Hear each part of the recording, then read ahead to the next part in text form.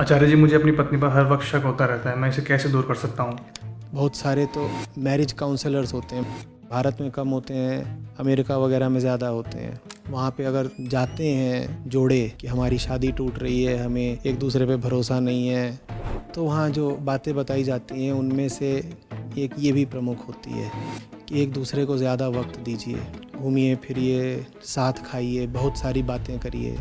और ऐसा करने से कुछ समय के लिए तात्कालिक लाभ तो हो ही जाता है, फिर दोबारा वही कहानी शुरू हो जाती है जो पुरानी थी, क्योंकि जो मूलभूत कारण है संदेह का वो तो मिटा ही नहीं ना। जिसकी वजह से तुम अपनी पत्नी पर शक करते हो, उस समस्या का वास्तव में तुम्हारी पत्नी से कोई लेना देना ही नहीं है। जिन देवी जी से अभी तुम्हारा विवाह हुआ है उनकी जगह कोई और भी होती, तुम उन पर भी शक करते।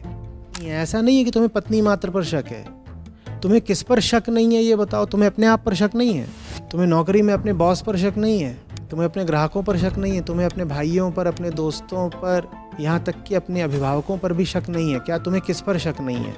एक आदमी लगातार संदेह में घिरा हुआ है, वो सोचो कैसा दुखी जीवन जी रहा होगा। हमें ज्ञान नहीं है, ये नहीं कह रहा हूँ कि हमें अपनी पत्नी का ज्ञान नहीं है या हमें दुनिया का ज्ञान नहीं है। बाहर वालों के प्रति तो ज्ञान तुम्हें हो भी कितना सकता है। दुनिया असीम है, असीम ज्ञान कहाँ तुम इकट्ठा करते फिरोगे?